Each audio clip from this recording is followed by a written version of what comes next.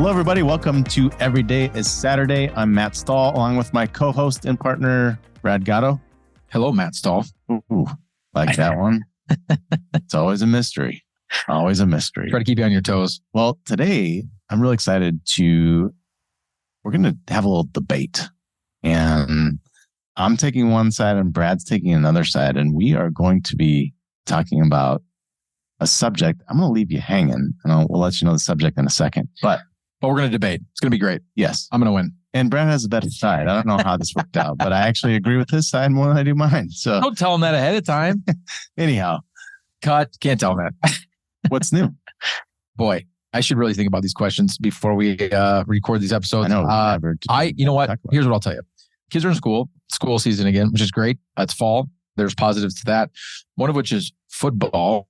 Mm-hmm. And so the family actually flew my whole family out to Philadelphia this end of last week, did a work event out there at the end of the week, but then we stuck around for the weekend and went to Happy Valley, went to the Iowa versus Penn State game at Penn State Stadium. It was a night game, wide out, 110,870 people there. Holy cow. Record attendance. Yeah. That's the good news. It was a lot of fun. The bad news is Iowa didn't show up. They did not. No, yeah, it was a one-sided football game. It's a bummer. Iowa took their worst loss in 23 years. First time they've been shut out in 23 years. That's really? So that part wasn't awesome. No, that was not. But just the experience of being out in Pennsylvania, going to the Iowa Penn State game and seeing that stadium, which is one of the bigger stadiums in the country, if you are unfamiliar, was cool. And it just happened to be their whiteout game where everybody is in head to toe white. Yeah. And their student section was super impressive. Looked really cool. So that's the first time you've been there. Yeah. Yep. Yeah. How does that rank against the Big House? It is less. The Big House, which is Michigan Stadium, if you're unfamiliar, it is less. I think it's like 3,000 or 4,000 less. Technically, the capacity of Penn State Stadium, Beaver Stadium, is like 106,000 and some change. The attendance was 110,870. So there was probably 4,000 people there that were in there that didn't have a seat. Huh. But the Big House does that too. I think they see maybe 110,000, but I think technically they've squeaked. I don't know what the attendance record is in Michigan, but it's not as big as the Big House. Yeah. That was fun. How about you, man? I watched the game on TV. I did not watch the whole thing. Well, I didn't either, and I was there. AKA, we left. It's been actually kind of calm. So back to school. We're back to a routine. We are actually preparing for some travel coming up. So it's been kind of fun just settling back in. We're of course in soccer season again because it's fall. Yep. And lots of travel for our oldest because he's playing in a league that they play against other teams in the Midwest. And so I get to go to St. Louis this weekend. So any suggestions? Barbecue. The Arch? I think they have good barbecue. So there are parts of downtown St. Louis actually that are pretty cool. The Cardinal Stadium that whole area is kind of a cool area that I don't know a lot about St. Louis, but I have hung out there. Nice. All right. Noted. You don't want to get one of the little eggs and go up the arch? Eggs? It's like a little egg. Have you ever done it? Oh. So like if you want to go to the top of the arch, it's an elevator, but it's elevator in quotes, but it's an arch, right? So you can't just get in an elevator because you just start to tip to the side. Oh, yeah. And so it's like this little pod, egg-shaped pod that you get in. I can't remember if it's a 2-person or a 4-person can fit in them. And then it like goes up the arch, but as it goes up, it like ratchets itself back vertical as the arch kind of starts to tip. And so it's like this weird experience. I don't know. It's cooler than you would think. Yeah, maybe we'll check it out. Yeah, so don't downplay. Yeah, don't discount the arch. Come on, man. Right. That's the gateway. It's the gateway. Yeah, it is. There's history there. It's cool. Yeah, that part sounds fun. We did do that. If you've listened to like all these podcast episodes and you know me at all, you know I love history. So of course, when we went to Pennsylvania and we flew into Philly, of course we went downtown. We did the Liberty Bell. Nice. We did Independence Hall, which is where the Declaration of Independence was signed. And there's a chair in there that George Washington sat in. It's pretty cool. It's like really awesome stuff in Philadelphia because I think most people should know. Our capital hasn't always been Washington, D.C. Philadelphia was where all this stuff was going down. It's where Valley Forge is at, which is where Washington's army was stationed during the Revolutionary War. There's a lot of history there. Pretty cool. Sounds awesome. It was awesome. Yeah. It rained the entire time we were there. Not awesome. Yeah. Anyway, let's get into this because this is a debate that I'm excited for. All right. Here's our debate. I don't know how to officially facilitate a debate. So here's our subject matter that we're going to discuss. So lately we've been talking about debunking myths, and we're laughing because Matt, when we were prepping, said unbunking. Love unbunking myths. We're not doing that specifically today. More we're what part? The unbunking? Any sort of bunking. We may go down that territory, but frequently, as we're talking to people that are transitioning into retirement, oftentimes they are making a handful of different decisions. And sometimes one of those is they may be moving to another place or they may be downsizing, but does it make sense to own a home specifically when you're transitioning into retirement? Or maybe does renting make sense? Or could renting make more sense? Yeah. And I think the reason this is a worthwhile discussion is because it's just kind of, I feel like the standard operating procedure, kind of like the foregone conclusion is, well, yeah, you should own your home. And so a lot of times when we bring up this idea to people entering or already in retirement of, well, maybe you should just be a renter, they're like, what? And they look at us like we have a third eye. So yeah, we just thought we would kind of unpack this a little bit and talk about the pros and cons, because as is the case with most decisions in life, if not all of them, there's pros and cons to each side. Yeah. But you're going to take the side of owning a home, and you're going to debate the side of why you should own a home in retirement. I'm going to debate the side of why you should rent in retirement. Again, just kind of proving the fact that there's pros and cons to both. So Matt, why don't you start? You're on the side of home ownership. So as the guy defending owning a home in retirement, give me the top 3 reasons you have for being a homeowner versus a renter. Yes. So to narrow them down, my 3 I'm going to choose are going to be. Well, we narrowed them down to 3. How much more are you going to do? 1? No, I had like 6 points. So I'm narrowing it down to 3. Right. So the first is going to be opportunity. So if I own a piece of property rather than renting it, I get to share in the appreciation of that. So that's going to be my first argument. So opportunity you're using as a fancy word for rate of return, making money off your investment. Yeah, if I own it, I'm going to make money. And if I don't, I'm not. So looking at it from an investment perspective, yes, you can make some money. You can make some opportunity. Yep. And if I rent, I'm guaranteed to not make money. So that's my first one. Make sense? It does. Second one is going to be control. And what I mean by that is if I own a piece of property, I get to decide a lot more things than if I rent it. So if I were renting in a multi-family or a multi-resident spot, some other group could come and purchase that and decide to do something completely different or change my rent or anything else. So that's my second, is control. Okay. And what's your third? We're going to debate all of these. Yep. But what's your third? My third is, this one's going to be a little less concrete, but it's the emotional side of it. So you're going to have to tell me what you mean by that. Well, I can give you an example too, but the emotional side of it is, for some people, it feels more like home if they own it. And they know that they can go change the paint colors on the wall, or they can go plant a garden, so it gives them some sort of emotional anchor and stability, and actually gives them a home. Okay. I don't know if you can debate that one. So emotion. Boom. Okay. Don't roast me before we even have a chance to debate these. So before I give you my points, let's go through your points real quick and debate these. So your point number 1 was essentially, well, the word you used was opportunity. The fact that it's an investment, it can go up in value. Yep. Okay. So here's my rebuttal. I was going to say devil's advocate, but rebuttal is better because we're debating. My rebuttal is, why not just put that money in stocks? That's a fair point.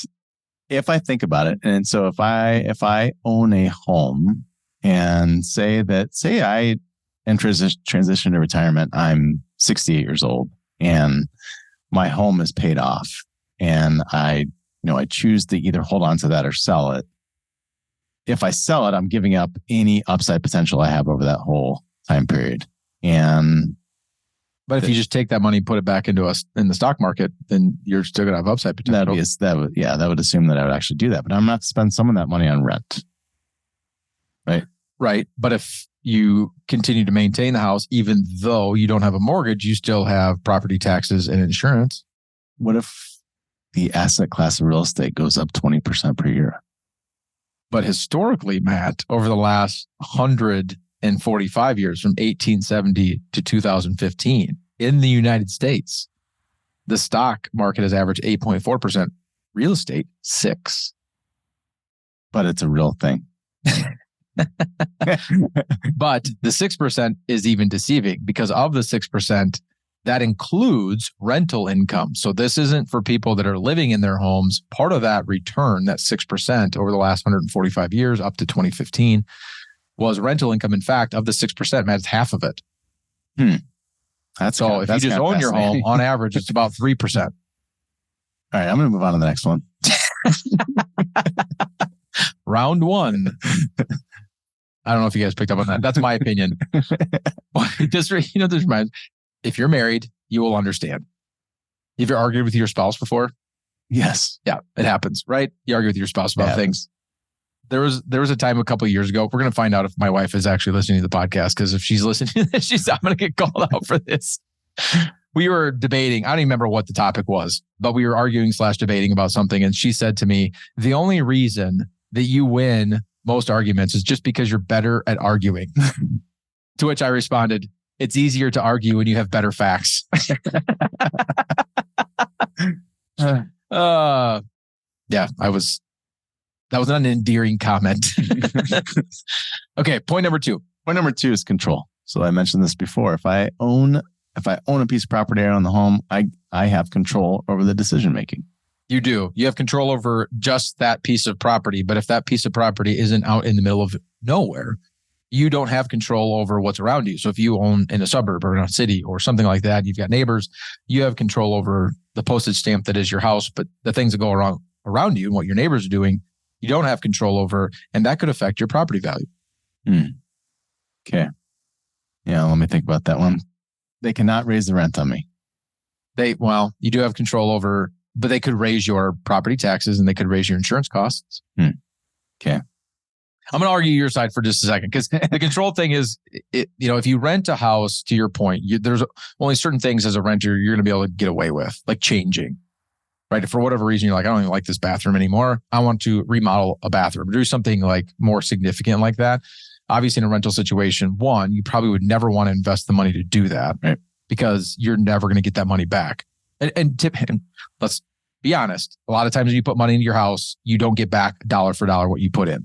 Very few things you can do from a renovation project perspective that actually add value. And there's an ROI on the money that goes in, but that exists, right? And even if you don't get it all back, at least you get some of it back. Whereas if you're just renting, I've got family members that rent, and I've got family members that have put money into their rental properties, like to the extent of like repainting cabinets or putting new vinyl flooring in on the kitchen or stuff like that. And it's like, that money's just gone, right? Yeah. So if you want to make changes and things like that, it's obviously from a renting perspective, that's just lost money. So significant changes or things like that from a control perspective are important. Yeah. I'm going to move on to the next one. So the last one is he thinks he's going to win round 3. That's why he's like, all right, let's go to our corners and ring the bell here. Last one is just as an emotional anchor. So some person might say, it just feels more like a home. Again, if I have that control over it and I can make the yard the way that I want to and make the kitchen the exact way I want to, and it just gives me emotional stability to do so. Yeah. There's not a lot you can argue about that, because behavioral finance a lot of times needs to be one of the leading indicators, at least for just pure economic finance, if you will. It may not economically make sense for somebody to own a home necessarily, as we've kind of discussed the pros and cons financially of that. But behaviorally, if that's what helps you sleep at night, the fact that that's your piece of property, then for a lot of people, especially for like the boomer generation, this was like the American dream. Like their parents, when they were coming home from World War II, like this was kind of part and parcel of like, look, I served my country, I came home, and like the baby boom happened, but also, the housing boom, right? Like this was one of the first times in our country where the average American like got to own a home.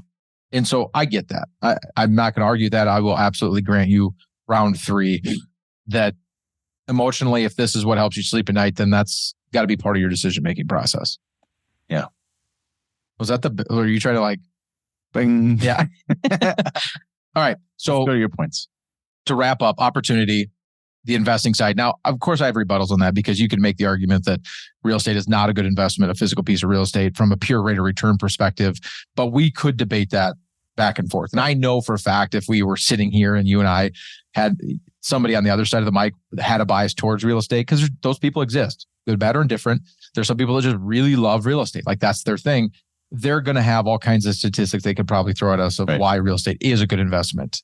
And as you guys know, with numbers, you can kind of massage numbers to make them say whatever you want them to say, pick different, points of time periods where the real estate has outperformed the stock market and things like that. But at the end of the day, that's a bit of a crapshoot.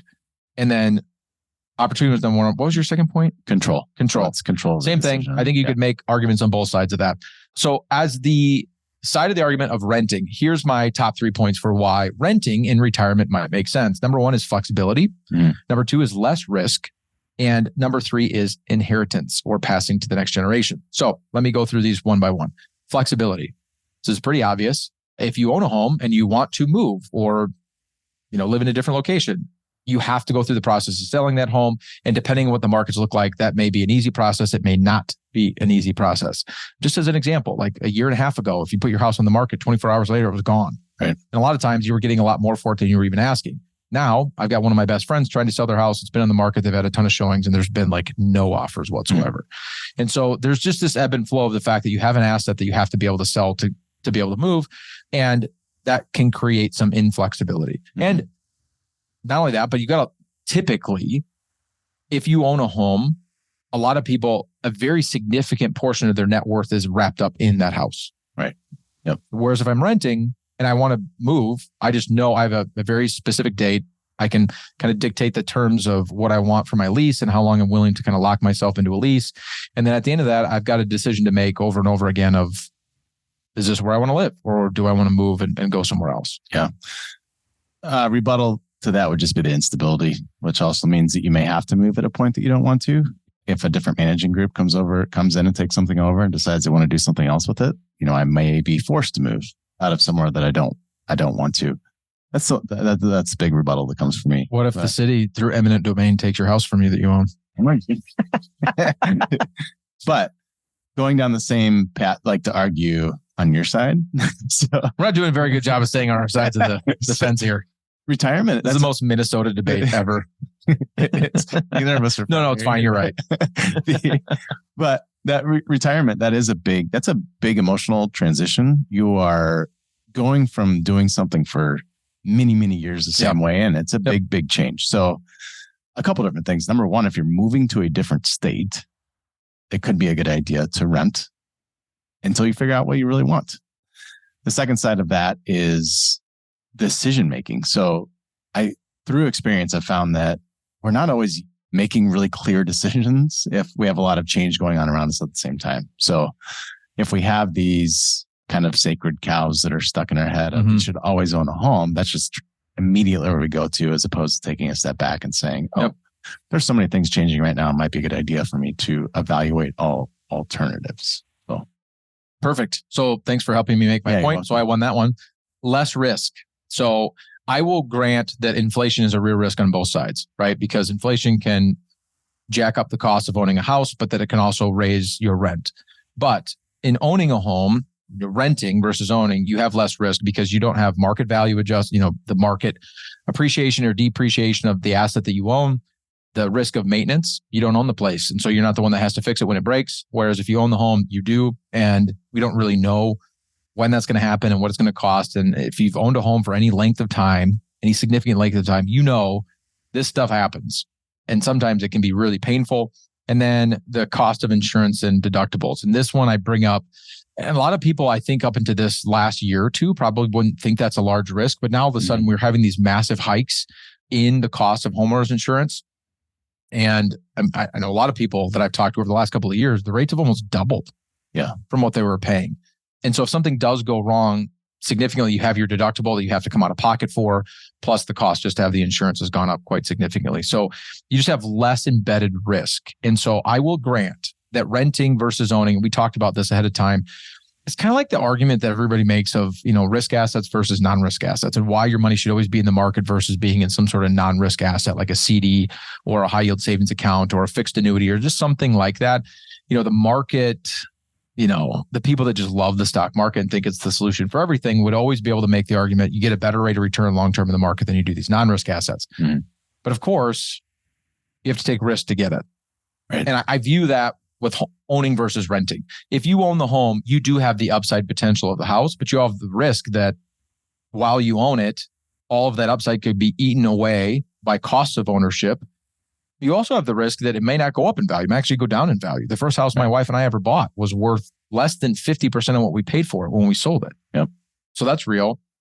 But it is because I don't have that upside potential in renting. A lot of people go, well, you have to own a home because you got to be able to quote invest that money in appreciation. But to me, it's the same argument why you would buy a CD or put money in cash or whatever it may be, because you're just not willing to take that risk. Yeah. I'm going to be a steward for the side that I'm arguing for and use an argument that I actually don't believe in, but I'm going to throw it out there anyhow. So, but it's a real thing. It's a real thing I can see and touch and feel, and the land is a real thing. So it's worth a lot more to me than a made up stock that exists in the interwebs. The stock's real. Okay. We do it all electronically now, obviously, but the stock is real. You are a partial owner, albeit a very small percentage owner of a publicly traded company. So you technically do own part of a company that is a real thing. I get the thing of being able to see it though and touch it.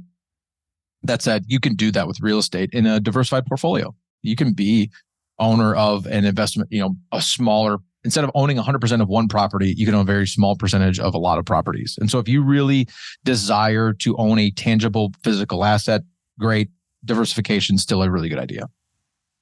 Okay. You don't need to wrap all of your, a significant portion of your net worth up in one home, one piece of real estate. If you think about it, there's no other investment we do that with where we're like, 25% of my assets are all in this one thing. And I'm living or dying by the success or failure of that one thing.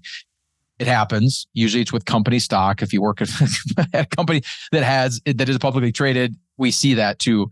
But real estate's really the only other time that this happens.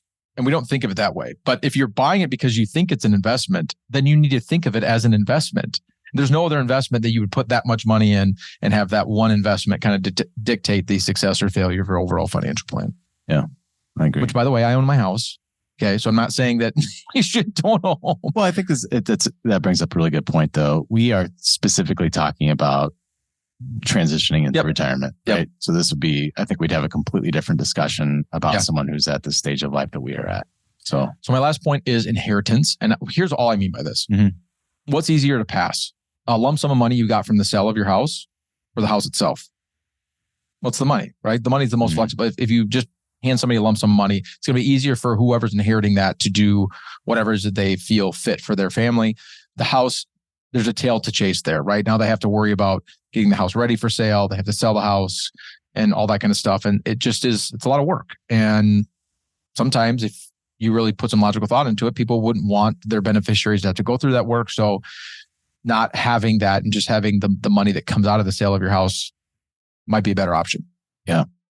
An old argument would have been, which is not valid, but again, I'm just going to be a steward and stand in here, would have been the step up in cost basis. So they don't have to pay tax on any sort of gain, but we did shoot that down. What if I invest that same money in an after-tax brokerage account in Apple stock and it goes up in value? It's the same thing. I get a step up basis with Apple stock.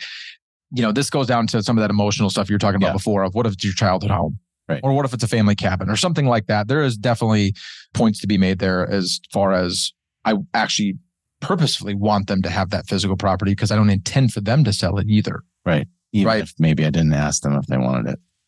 I think what your argument should have been, Matt, is depends on if it's a house or a home. Oh. All right. So we've kind of talked about both sides. I just want to end this episode by saying a couple of things. One of the reasons we wanted to do this, like I said at the beginning, was most people just don't even think of renting as an option because it's so ingrained in us at a young age that you should try to get to a point of home ownership that ever deviating away from that later in life seems wrong. But we make the analogy all the time that there's this mountain climbing phase of life and then there's mountain descending phase of life. And in the descent, one of the things that we preach well, I think, is taxes. And that a lot of times when it comes to taxes and the way you think and treat your taxes in your life has to be the opposite of the way you did when you were climbing the mountain in your accumulation phase of life.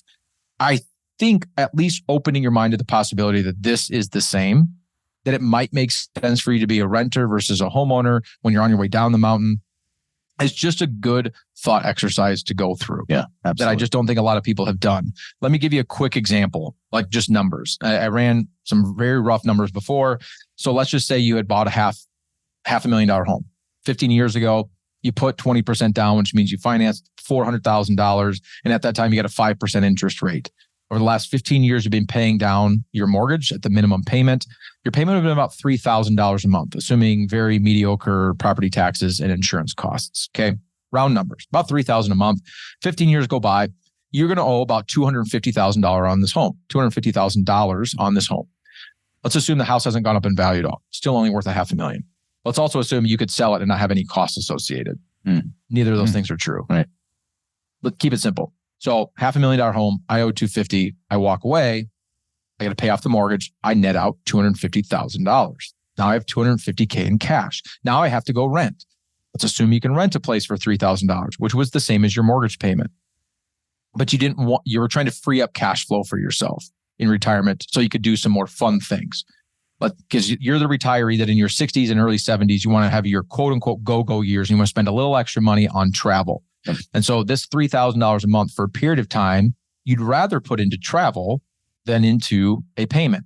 Well, now I've got $250,000 of cash sitting on the sidelines that I just freed up. There was equity in my house. That equity in my house is now in my checking account, assuming no interest earned on your checking account whatsoever. That will pay your rent for the next about 7 years. So now in your mid 60s to your early 70s, you can spend $3,000 a month, which I don't know who's going to spend $3,000 a month on travel, but let's say you spend $36,000 a year on travel. You're crushing some travel trips, like some trips there. You could do that for 7 years. And then you have to go back to paying those payments. But it gives you a period of time in your early retirement to going to go experience the things you want to experience.